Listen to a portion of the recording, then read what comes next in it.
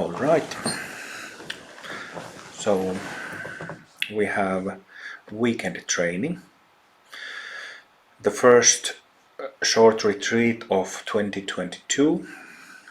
Oh, just today, by the way, in case if you were planning to come to Finland next month for the Finnish retreat, it will be kept online. There were some problems with the venue and it just won't happen.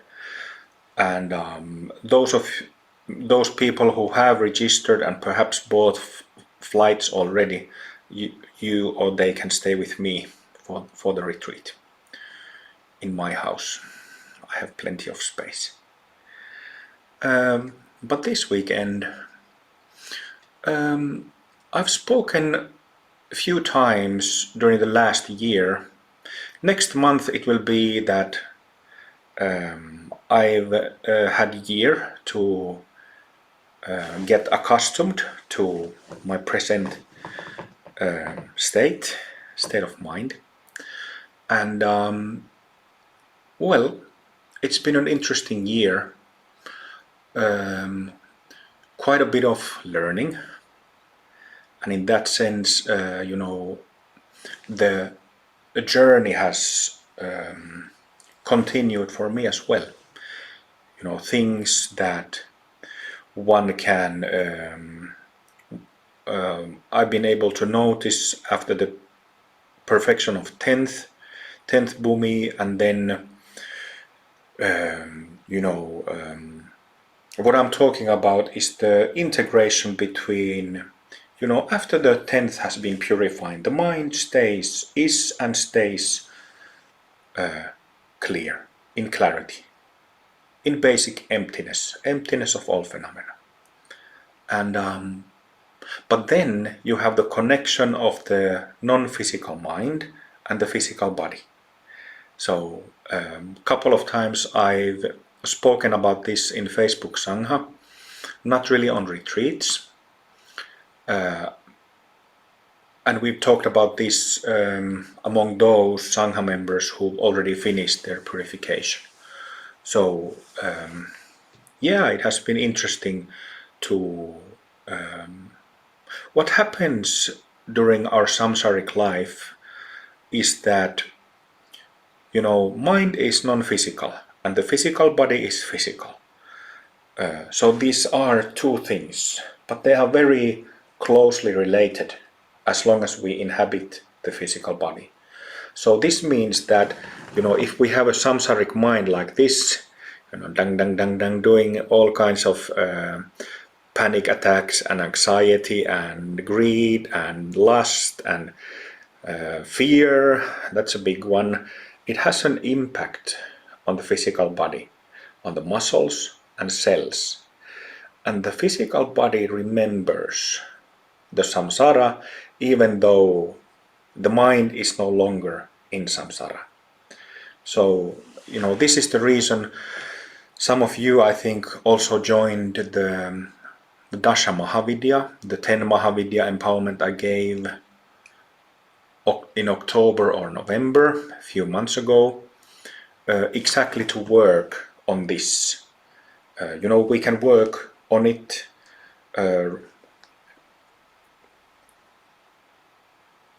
get access to that cellular memory before the purification is finished. So, and I think that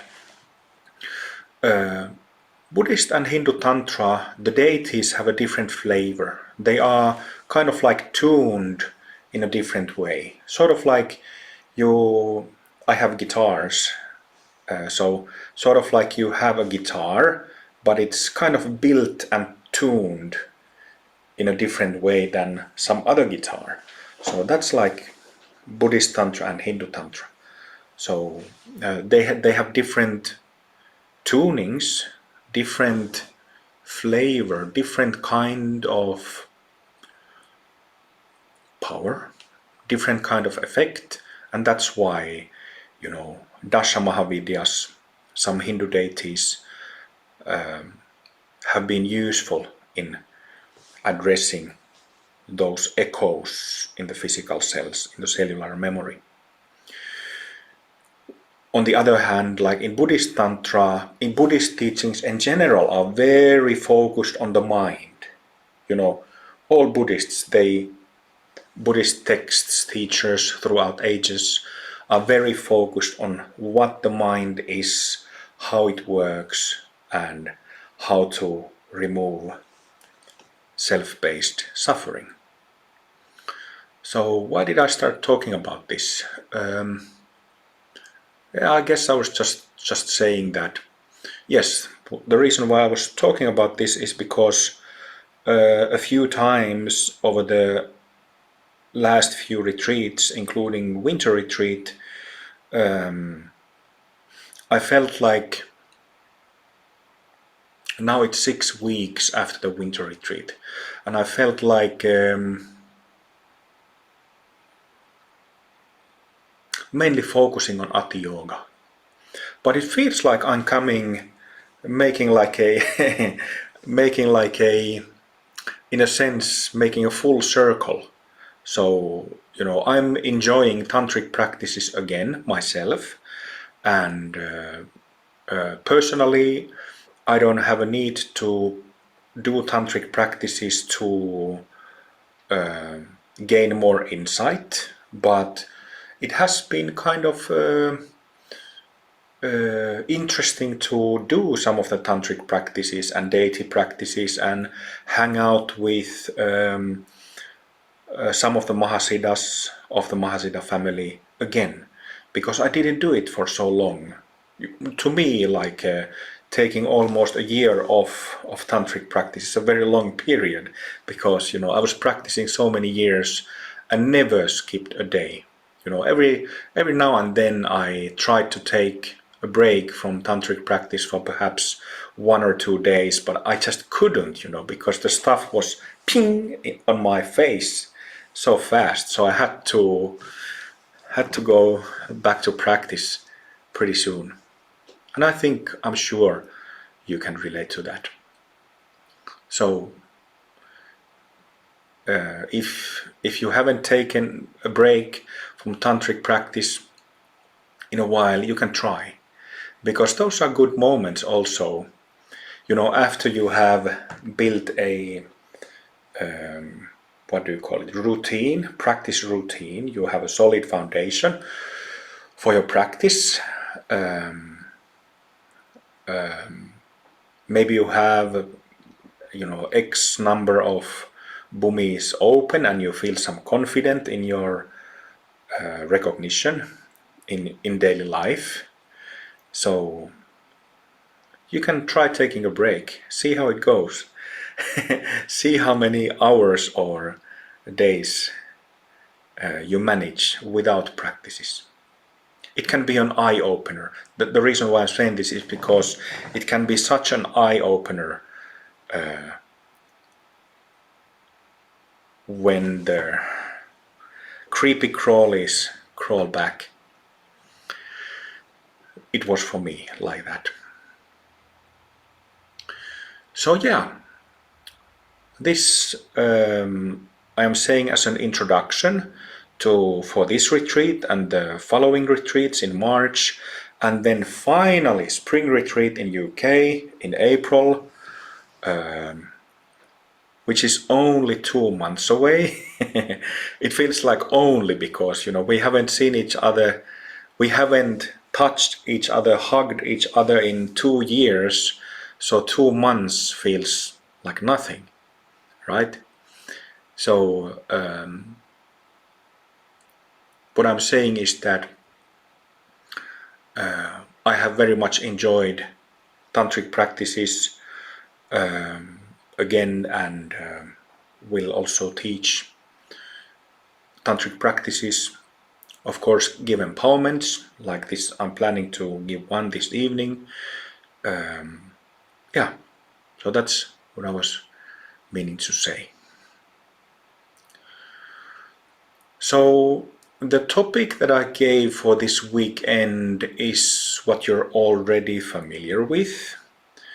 I don't remember the exact wording, but it is about how to cover the whole energy body, meaning the whole mind, the all of the field of samsara in our subtle system.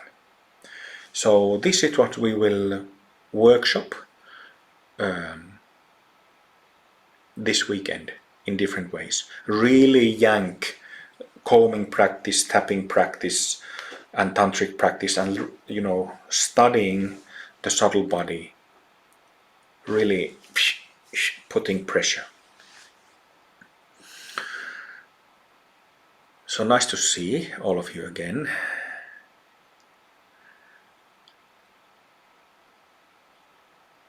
And I think that we could continue to first practice session.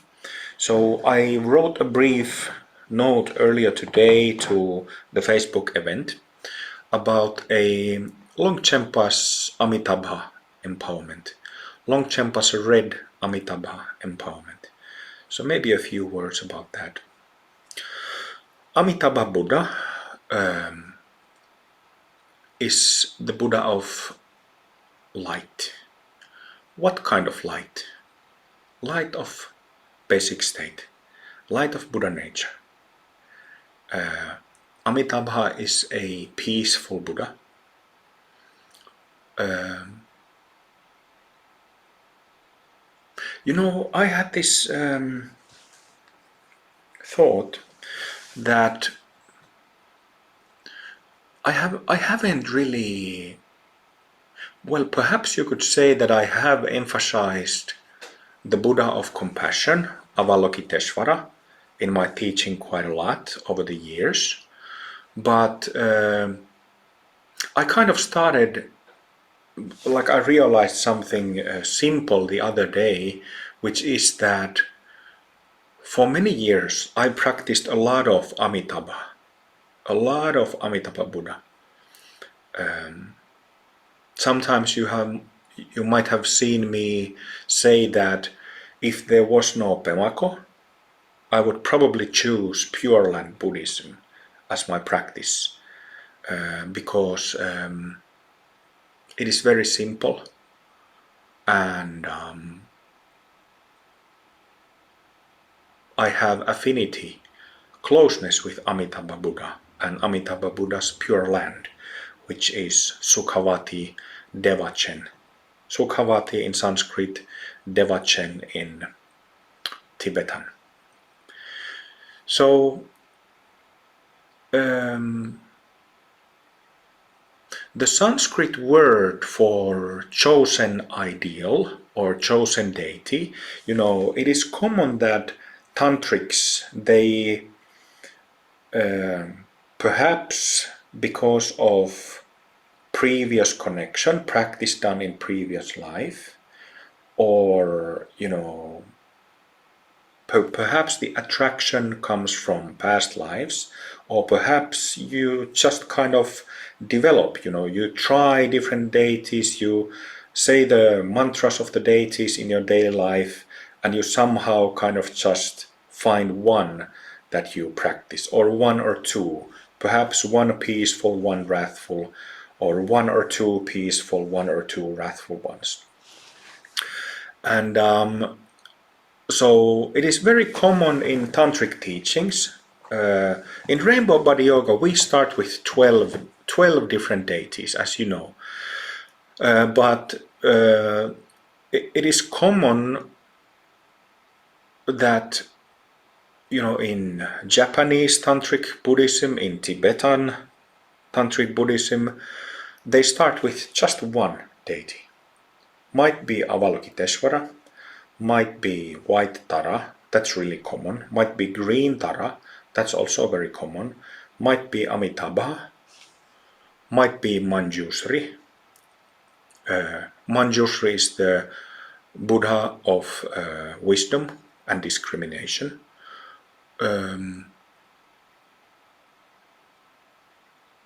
These are pretty widely practiced.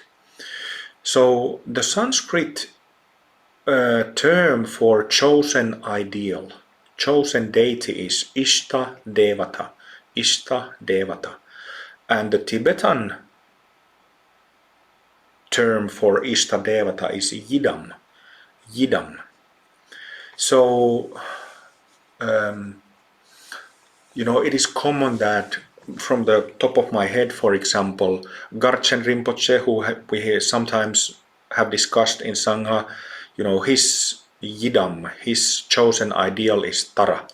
And I think it's green Tara in his case. If not white Tara, then green Tara. It's white. And I remember there was this one great, quite recently lived Tibetan Buddhist Mahasiddha called Jigme Phuntsok Rinpoche. I think he passed away in 2003, and he was a really hardcore practitioner of Manjushri. So a couple of examples from the top of my head. And like I said, in my case, because of past life connections, lots of past life practice, Amitabha is, you could say, my Yidam, my main practice. Although I have also practiced all of those deities that we have in Pemako, each one of them drilling. So Amitabha, the point that I'm trying to make that if we talk about Tara, we talk about Manjushri, Avalokiteshvara, Amitabha, sometimes you can see that people think that, okay, well, this now I could receive an empowerment of this Buddha, but I already do practice of other Buddha that I received 6 months ago from some other Lama. So which one is better? Which one is more? Which one would have more power? And the thing is that this kind of reasoning doesn't make sense at all, because we're talking about Buddha nature, and we're talking about like same one empty, radiating, being wise, meaning knowing oneself, radiating compassion and kindness and love. And then the deities are just different emanations of the same nature. So you can't say that Tara is better than Avalokiteshvara, or Manjushri is better than Amitabha, although Amitabha is better. Just kidding. Testing if you're listening or not. But so you can't say that. We can of course say that deities are different, meaning that they are peaceful deities, wrathful deities, deities for desires and passion, deities for healing. So they have different categories. But if we compare peaceful Buddha to another peaceful Buddha, no difference, except in the form how they are depicted, and in the sounds, mantras that you use, and mudras that you might be doing with your hands. But these are just how should it be said, like maybe I could say like superficial differences. Doesn't matter. So mantras, visualizations, mudras are just a way to practice, to accommodate the practice, ways to do the practice.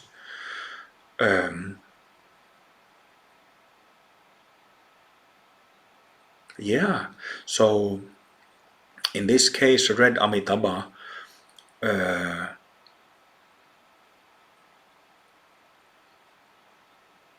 we meditate on the form, on the image of red Amitabha by placing this red-skinned Buddha in the place of our physical body. Imagine that, our own physical body, our own subtle body has become this red-skinned Buddha. Oh, I didn't. Just a moment, I have to get you the images.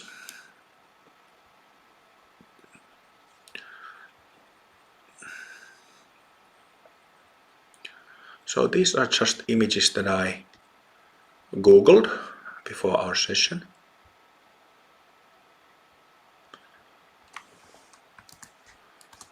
That's red Amitabha.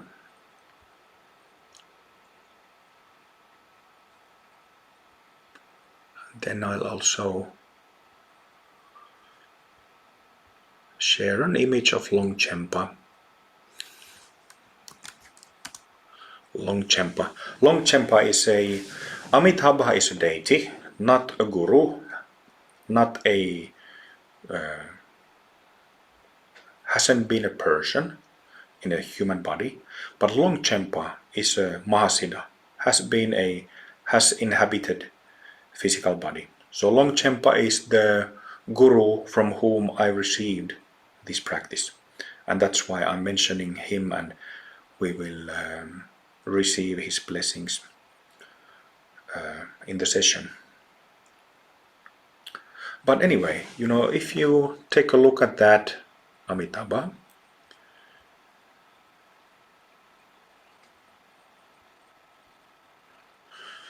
so this is some historical, like an older painting, not a new one. Whether it's old or new painting of red Amitabha doesn't really matter. We are just looking at the general characteristics, the color, general characteristics of the image, the picture, and the color red. So here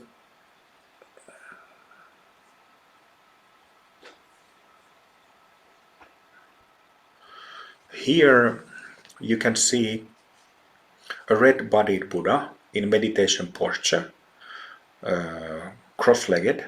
Can be also, legs stretched out. Like if you're sitting on a chair, you just imagine that your legs are, how should I say, open. And then Amitabha has this, what do you call that in English? Like a pot or a jar in his hands. He's holding his hands in this what we use in Ati Yoga Mudra. So one hand over the other, palms upward, thumbs touching.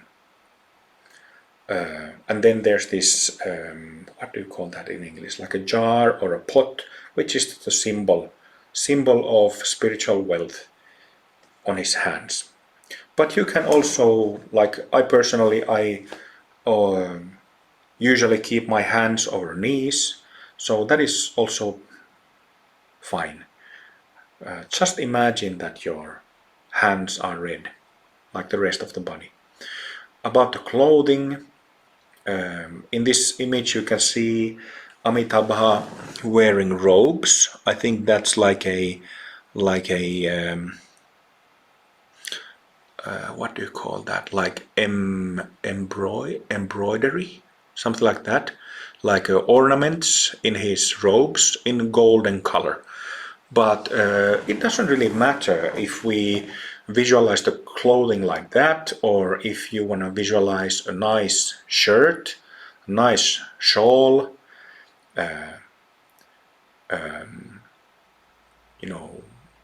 so just make the clothing in your image, if you prefer some kind of clothing, just make a nice version of it, and like a sense that it's clean clothes. The ears, like often, they hang low, the earlobes. I can't see any earrings with Amitabha in this picture, but the symbolism between long earlobes is long life, health, radiant health. Red face, calm expression, and then hair tied into a bun on top of the head. Then if we think of the aura, you can see in this image there is couple of different layers, two main layers. Close to the physical body you can see like a kind of like a 7th, 8th bhumi layer is made of nadis against, I think it's like dark blue background, and then the outer layer, kind of like 9th, 10th bhumi layers is rainbow colors. So it's kind of a beautiful and interesting way to have first these golden nadis against blue background and then rainbow nadis on the outer layer. It doesn't really matter if you use either one or both alternating, or if you want to use exactly like the nadis are placed here, that is also perfectly fine. But what I feel very important is the flowers. So I actually checked the word beforehand, and to me, Buddha nature, including nature of Amitabha, is that of blooming and flowering. So I checked the word beforehand, the word canopy. So you can think of like as if you were sitting in a garden and there was a canopy made of flowers around you. So just a lot of flowers, beautiful flowers of whatever type, whatever color, really healthy, radiant flowers you can visualize on the from the edge of the aura outwards, and you can just imagine that the whole space around you has flowers in there. What else?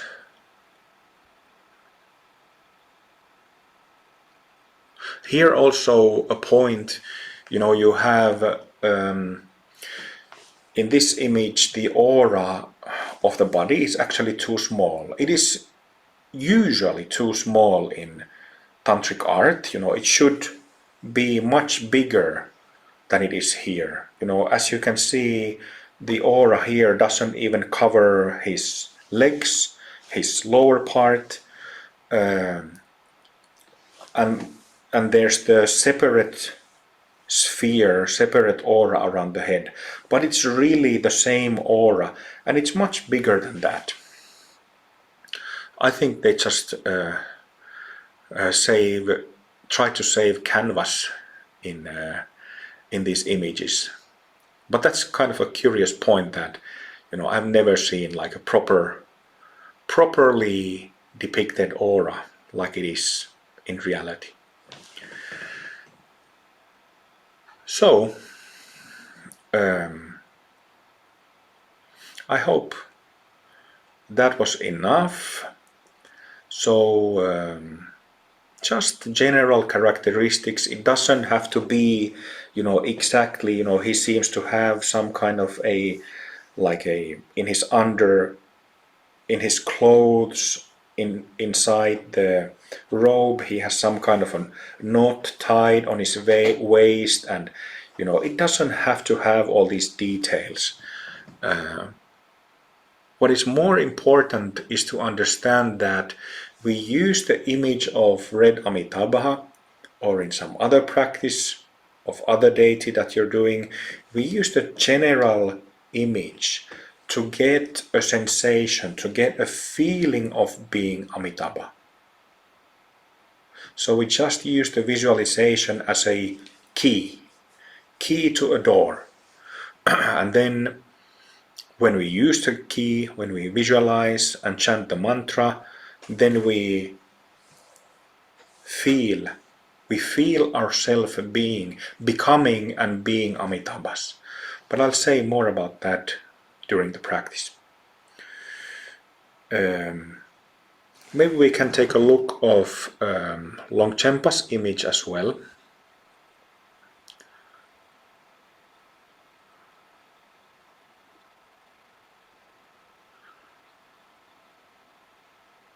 This image I also just googled before the session. Longchampa is depicted with this pointy hat. It's I don't know what that hat is called, but they have these pointy hats in Tibetan Buddhism of different colors, and he usually has a reddish pointy hat. Regarding his clothes, well, we are not really doing a Longchampa visualization, so I don't really need to go through the points like we did with Amitabha. You can just look how he is usually depicted. The pointy hat is usually the one, and oh yes, he's holding those lotus flowers with his both hands. But usually his hands are, going down to the ground. Like Shakyamuni, for example. Shakyamuni's left hand is on his lap, and right hand, the fingertips of right hand touch the ground. That's the what do you call that? It's like the symbology behind Shakyamuni's touching the ground, earth, with his fingers is because Mother Earth was the only witness to his attainment. So it's called something like Earth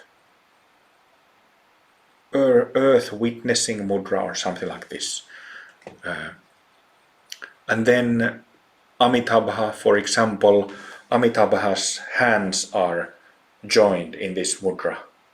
So, you can recognize, if you don't know which Buddha is painted in some art, if you know the mudra, if you know the hand gesture, the general looks, you will be able to figure out what has been painted. Just a general remark.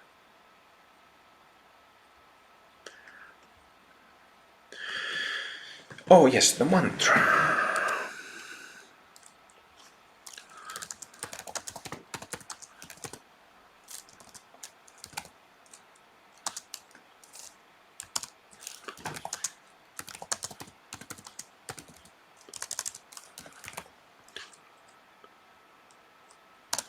There's the mantra.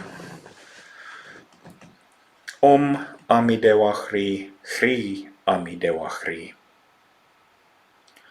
Om Amidewa Hri. The first line is the common mantra for Amitabha, used in Tibetan Buddhism. But the way how I learned it was like a slight variation. So the first line, Om Amidewa Hri, and then there's a second line that has a small variation, Hri Amidewa Hri. Om Amidewa Hri, Hri Amidewa Hri. Om is the seed syllable of Bhumis 1 through 6. Ami is short for Amitabha.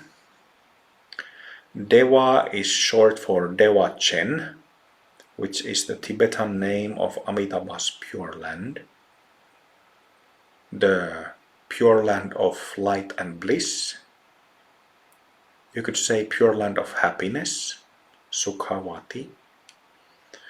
Hri is the seed syllable of Amitabha.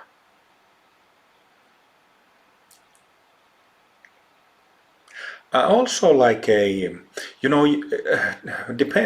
some commentaries, like for example, the syllable Hri, which is widely used in Buddhism, you can find this really detailed what is the meaning of Hri, these commentaries and explanations, but it is just like it is just a key to a door. Mantras are special in the sense that mantras are the main tools that tantrics use to recognize and realize Buddha nature, but I think it kind of gets too smart and goes too far when you start saying that, it kind of becomes, I don't know what to call it, I don't know what with a nice word for calling it, but it kind of becomes like scholarly. In Finnish we have the word diibadaba, scholarly superficial interest when we start comparing the seed syllables of different Buddhas and what they mean and what they indicate. If you ask me, they are just keys to a door, and that's it. In that way, they are very special because to the door of the basic state, there are many keys that don't work. There are many keys that don't get that door opened. So in that way, it's special. But so are the mantras of all the other deities, Tara, Avalokiteshvara that I was mentioning. Yeah, I'm not a scholar. I'm not really interested in kind of like a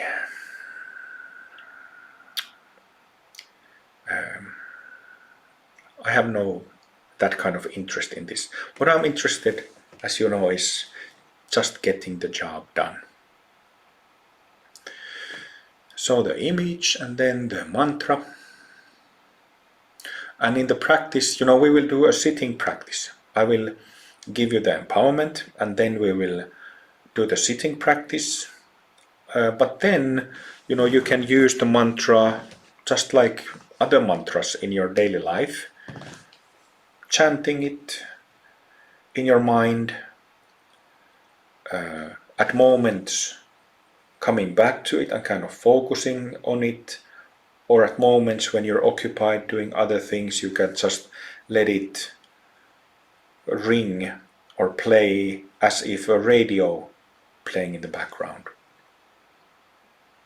And then, when you are no longer occupied with something, then you come back to the mantra.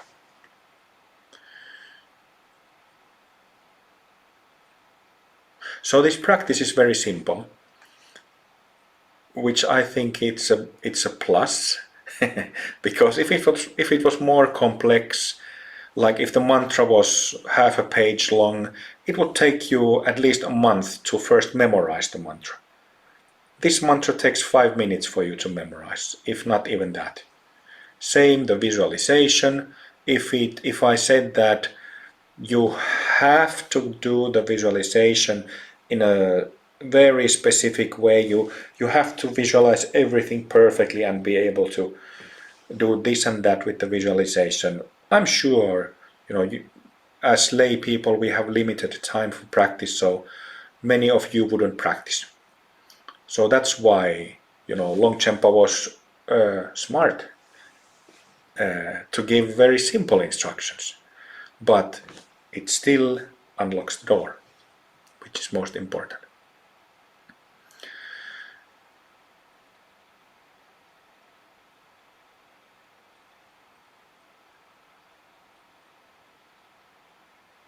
So I hope that this empowerment, this practice, that it connects with you, connects with your heart. It certainly connects with your Buddha nature. And I hope that it is of benefit to you. Let's align our bodies and spend some time just relaxing. Then we'll take it from there.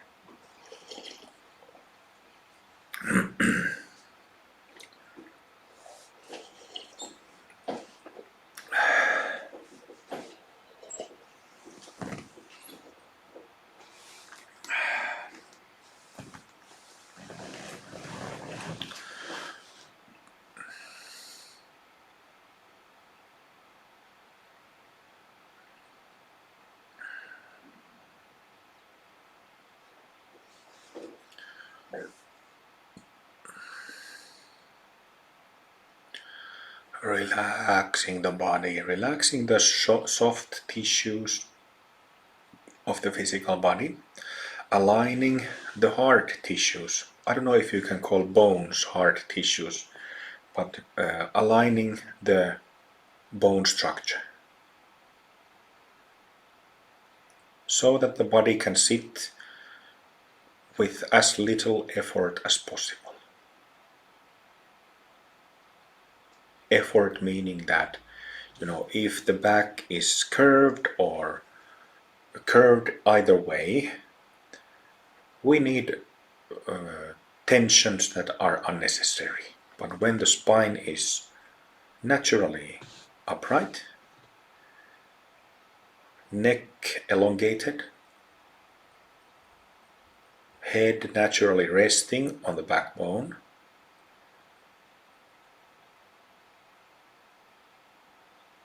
shoulders relaxed, chest relaxed, arms, wrists, hands relaxed, hip joints, thighs relaxed, buttocks relaxed, genitals relaxed, knees, lower legs, ankles, feet relaxed.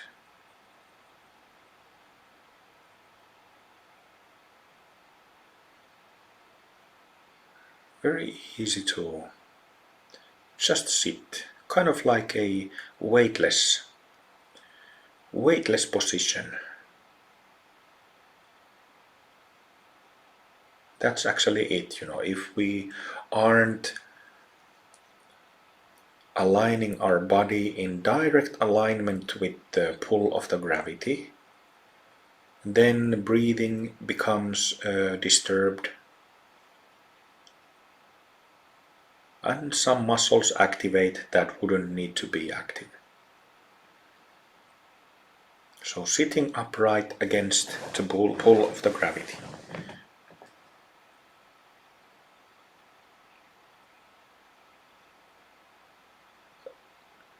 This gravity can be trusted. It's safe to trust it. It's safe to relax against it. Safe to relax in a way where you let go of unneeded extra control.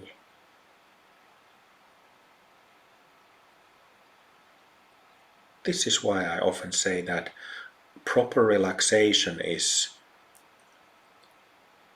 almost identical with surrender.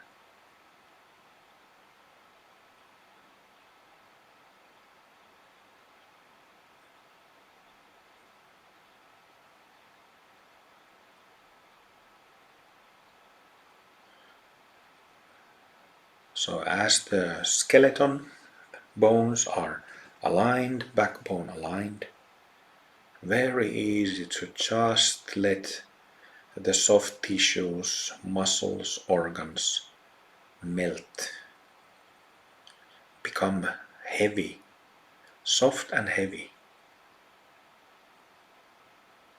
Let go of the hardness in the superficial muscles, in the skin, just below the skin,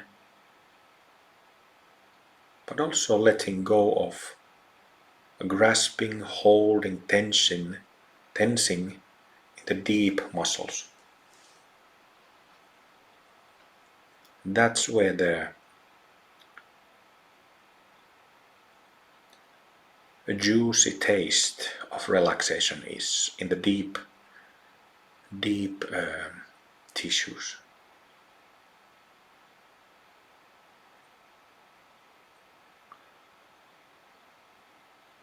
Also relaxing face, mouth, cheeks, jaws, tongue, gums.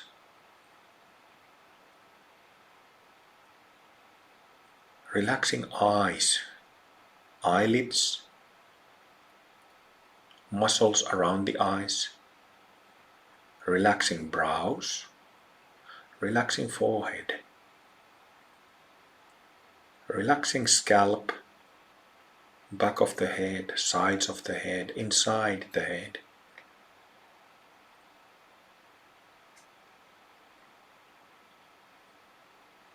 No need to hold, No need to grasp.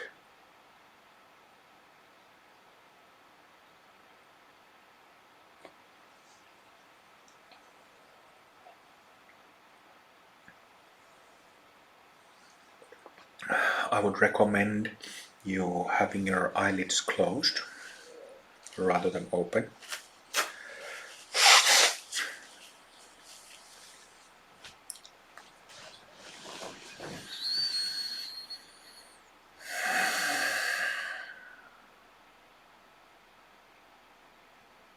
Enjoying relaxation. Of course, relaxing feels good.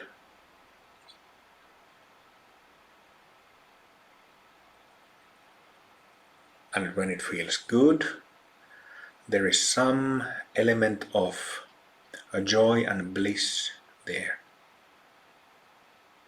So it can be enjoyed.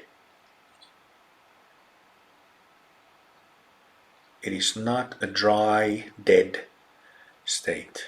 Very alive. So when we relax, we also, in other words, other expression for relaxing is letting energies flow freely.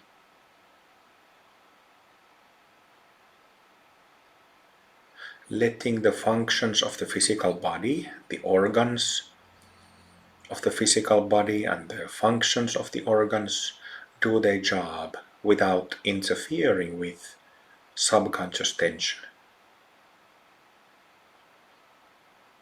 Letting energies flow in the subtle body, meaning that, and this is very important, you don't try to land and stay in a calm state,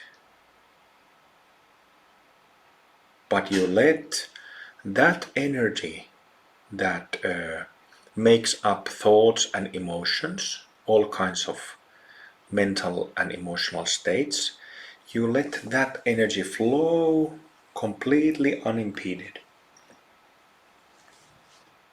without any arresting whatsoever.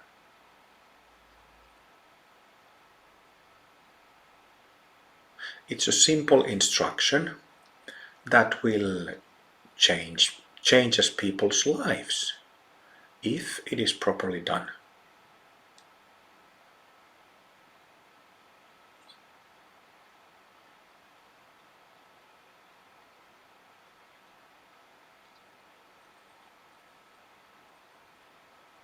So do it properly. Apply the instruction.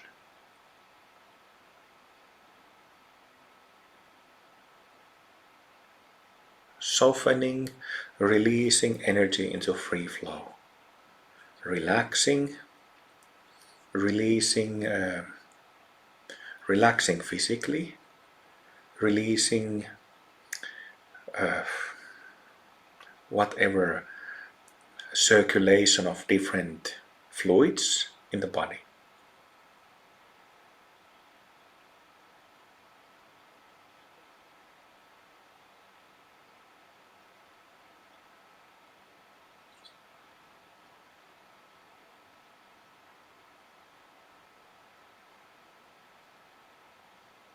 Complete free flow. It feels so good, doesn't it?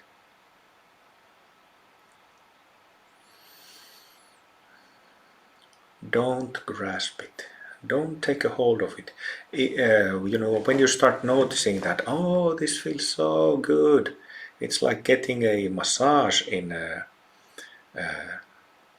Tahiti or somewhere. But don't hold on to it. The reason it's so good is because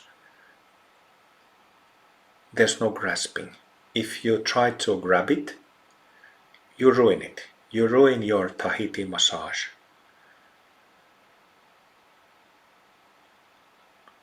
Let it flow. And in the midst of this relaxation and free energy flow, there is basic knowing. Knowing quality of the mind. Knowing that energies flow freely. knowing that relaxation happens in tissues. There is knowing of that, knowing of things, knowing of sensations. And this knowing is not doing. It is simply knowing what happens. Of course, I feel it and I know it. There is knowing. Knowing of sensations. This knowing is very important in yoga, in any type of yoga. Mental yogas, physical yogas, in life in general, this knowing is very important to everybody. But only very few practitioners of yoga know about it. Unfortunately so. All people should know about this, should know about knowing.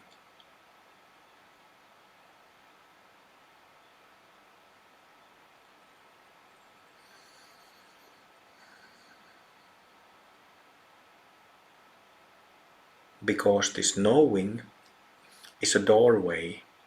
It's not, well, you can think that it's a doorway because it is used as a doorway to knowing oneself as a Buddha.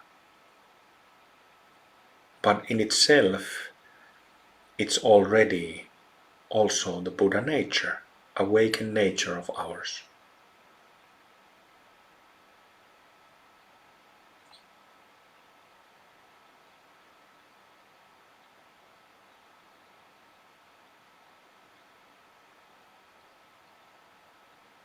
This basic knowing that knows relaxation and free flow of energy is awake and sober. Sober, not groggy, not drowsy.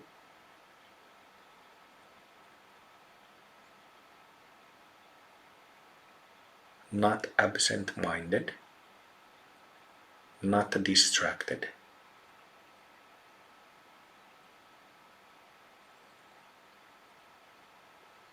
That is a necessary place to start recognizing ourselves as Buddhas.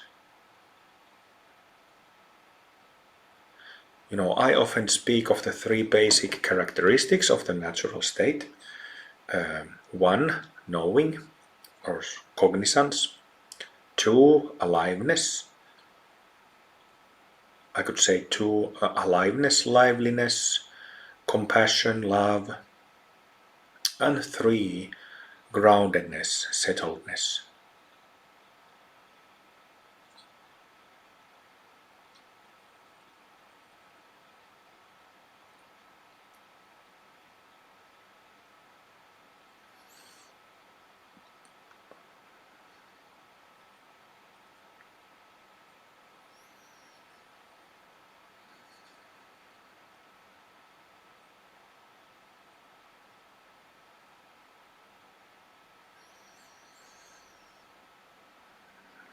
Before turning to Mahasiddha Longchampa for blessings,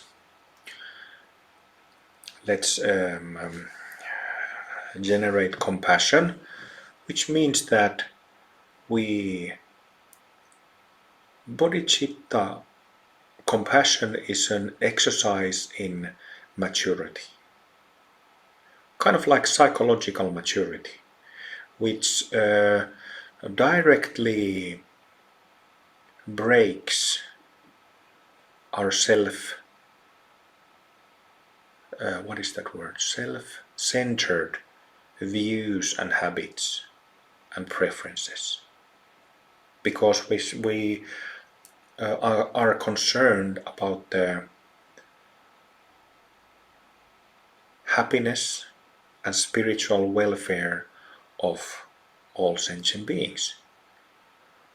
So that's how, Mahayana the great vehicle, it requires that maturity. And we develop that maturity when we cultivate bodhicitta. So here we go. We are sitting here, relaxing our bodies, letting energies flow freely, recognizing our basic state, recognizing ourselves as wakeful beings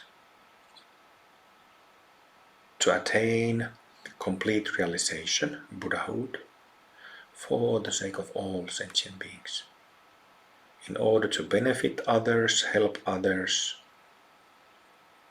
and to support others, to know themselves. May all beings be free, and may all beings be happy.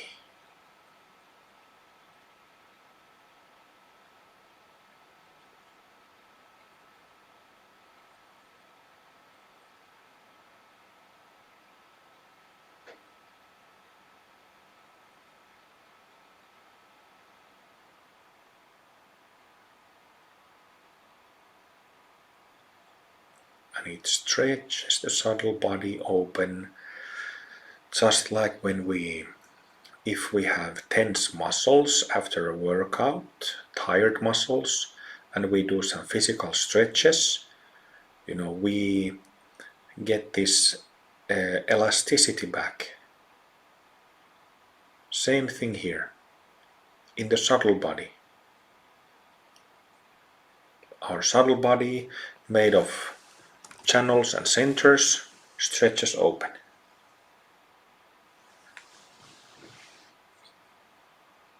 And this is how we get to, the theme of this weekend retreat is accessing the whole energy body. So this is how we can access it, through bodhicitta. Without bodhicitta, no access.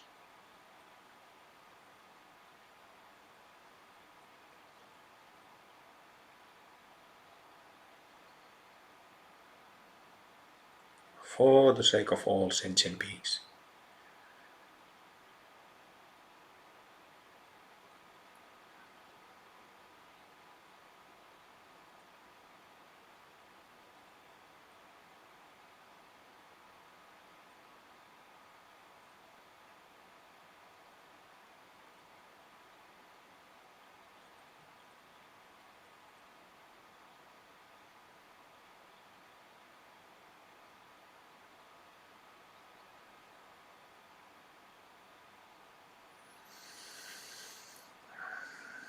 And then, dear Longchampa, dear Mahasiddha, Longchampa, Longchen Rabjam, the great master, great Terton, please shower us with your blessings. For the sake of all sentient beings, for the sake of our Sangha, for the sake of each one of us practicing together, please shower us with your blessings.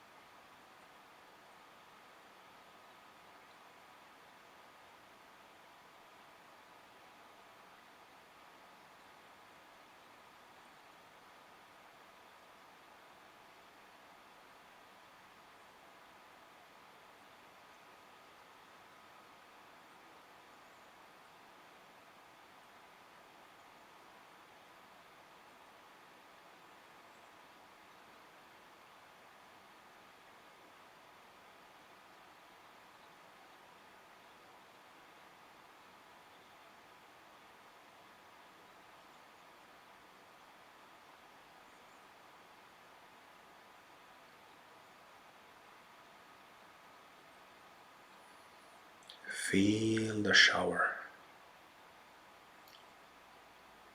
Feel Longchampa's blessings coming to us like a water splashing from the fire hose of firemen.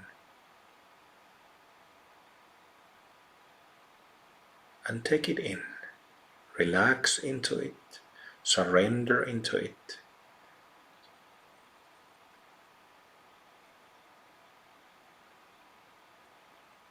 Knowing it, but no need for control.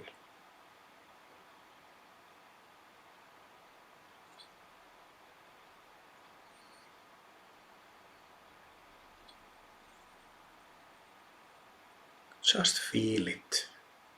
Just feel it.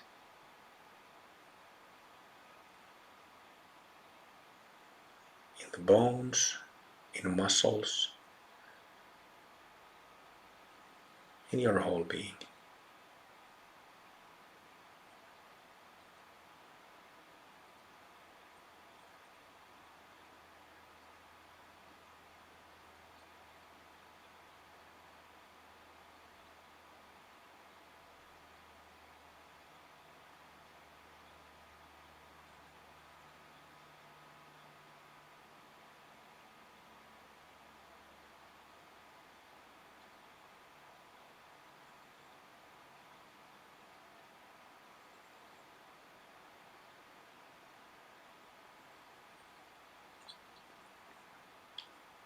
Like a dry sponge or mildly humid sponge, when it's placed in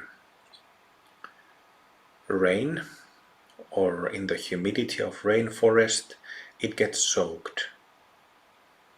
The same way, your body, this dry sponge, getting soaked. Soaked, soaking wet. This is the gift of Tantra. If we don't mingle, if we don't marinate, there is no Tantra.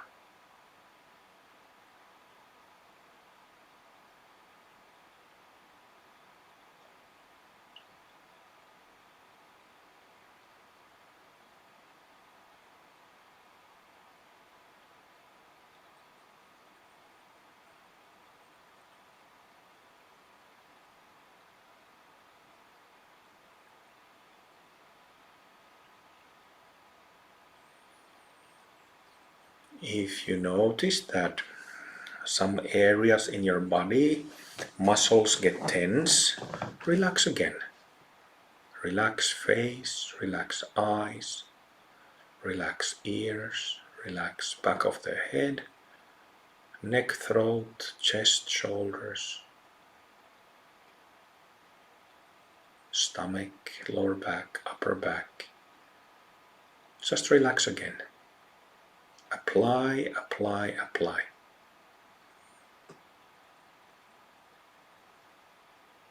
And then as you relax, you can feel that, oh, Longchampa's presence, his blessings can soak you more. Simple Tantra.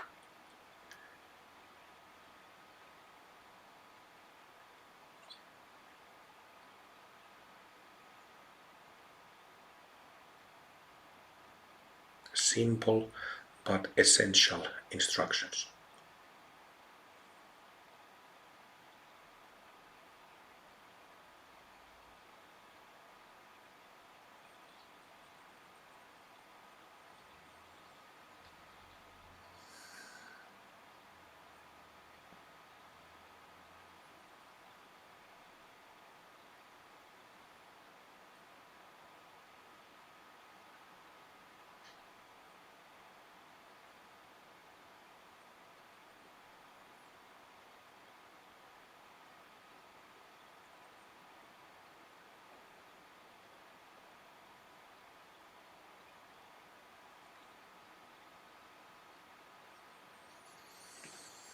Good. And then I will sing to you Amitabha mantra. Please listen. Just listen.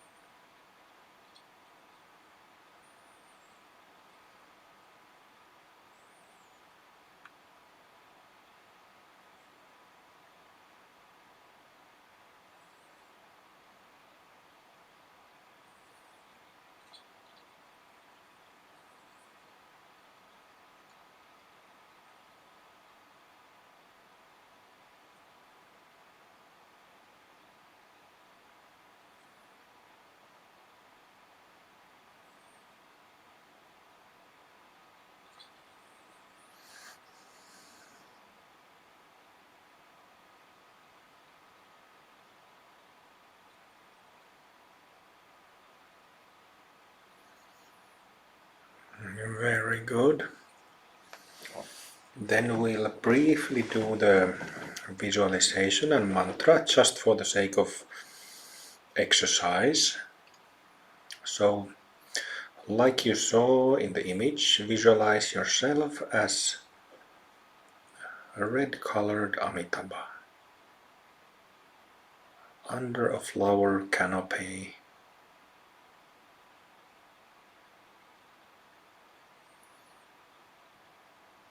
So in the place of your body, put a red Amitabha Buddha. Buddha with a red skin, in nice clean clothes of your choice. Imagine yourself as red Amitabha, in the size of your own physical body, in the place of your own physical body. With an aura where the nadis are nicely, they're not tangled, they're not messy, they are straight, perhaps going in nice, like a wave-like shape from the body, from the center line of the body, from inside the body to the edge of the aura. You can visualize silver lines, silver nadis, golden nadis, white nadis, or rainbow colored nadis.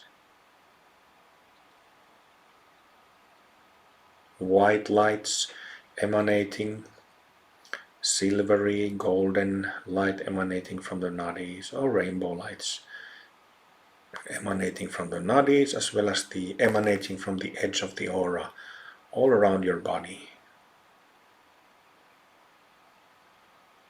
And then the flowers flowering, blooming, creating a flower garden all around you. Roses, tulips, chrysanthemums, in whatever color, pure, clean, clear, healthy flowers.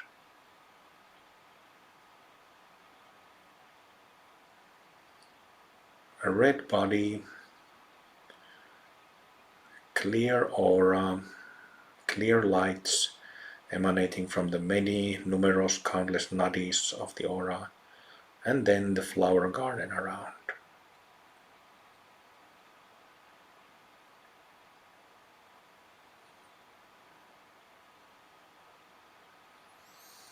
And then at the same time, as if in a garden party where music is played from the speakers, we chant the mantra of Amitabha that I wrote, what I chanted. So let's do that together for a few minutes, couple of minutes, while visualizing the visualization. Together.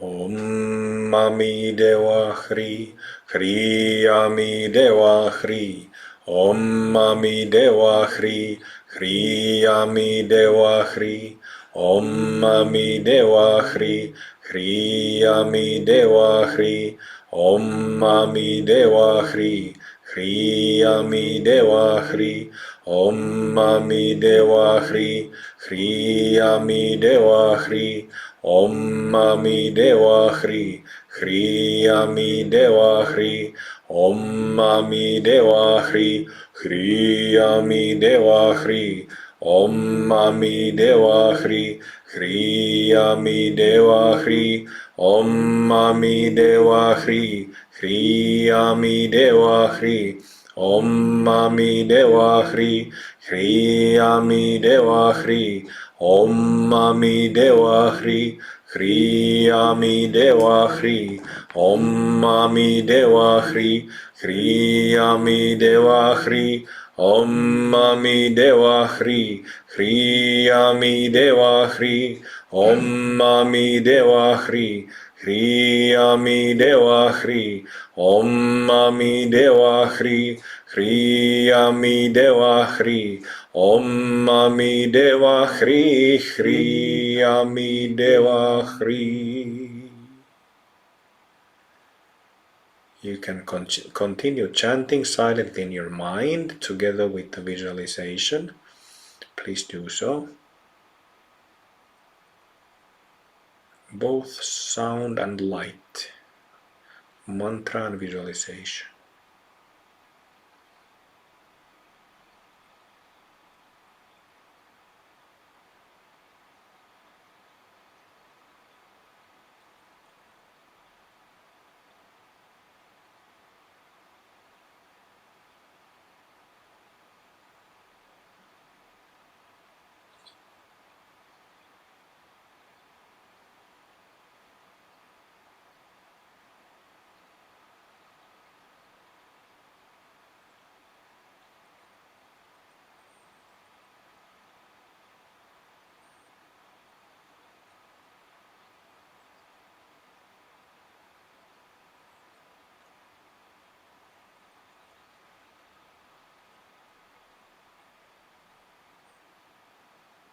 Okay, you can let the mantra, the music in the garden party, go down.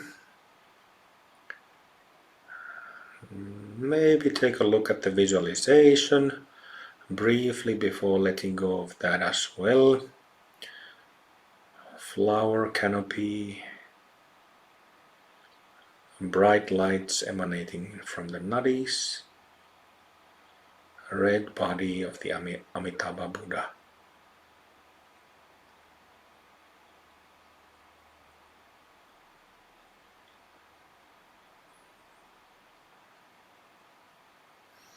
What happens when you practice, when you generate the deity with the mantra, with the visualization properly, what happens is that there will be an energetic charge in the body. And this charge, when it gets strong, it makes the visualization and mantra collapse. They just disappear. And this is a very important point. If they don't naturally, spontaneously disappear, the charge is not strong enough. This is one of the secrets of tantric practice. They need to drop, they need to disappear because the charge gets so high.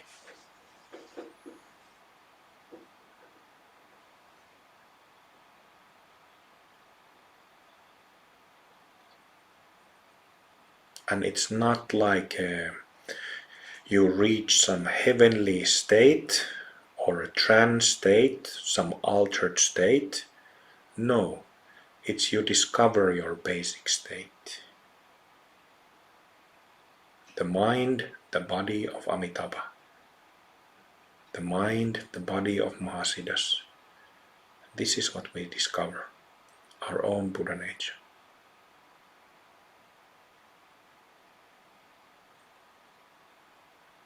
And then there are the energetical sensations of different types, in different areas of the physical body, in different areas of the subtle body.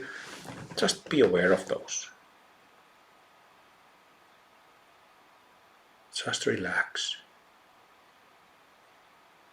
in the midst of those sensations. Enjoy the charge, the tantric charge. This is very important.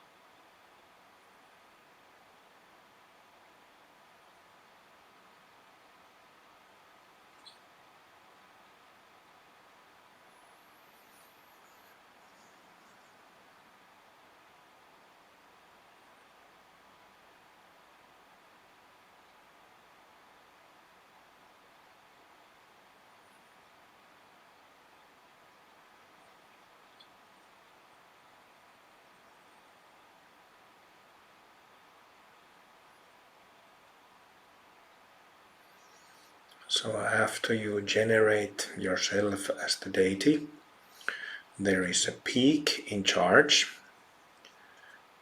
through the application of visualization and mantra.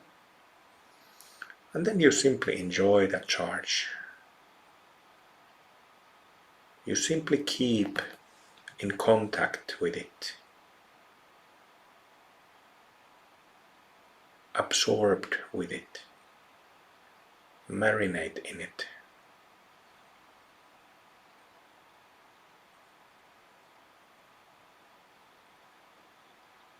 Stay with it, enjoy it.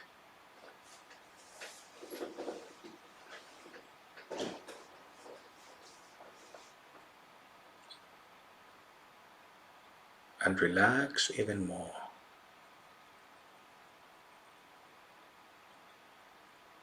Surrendering with one's whole body, heart,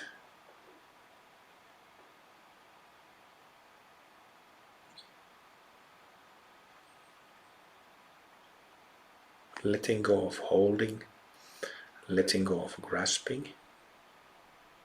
It is safe.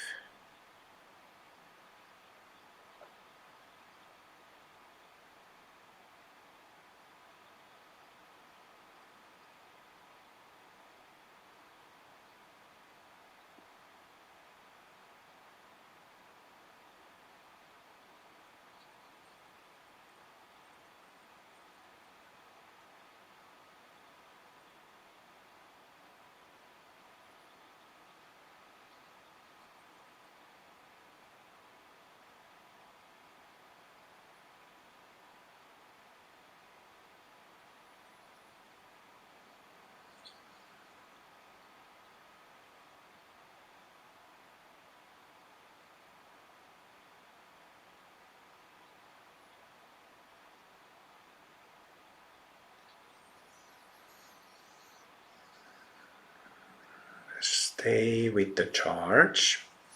Next, we will lie down for about 15-20 minutes. And we are a little bit late in the schedule. So if any of you need to log out at the designated time, you can do so. So what we will do, we will just rest 15 minutes and then get up and do the basic prayers and wrap it up. But just to let you know, we are about 15 minutes late. All right, I'll let you know when to get up, lie down and stay with it.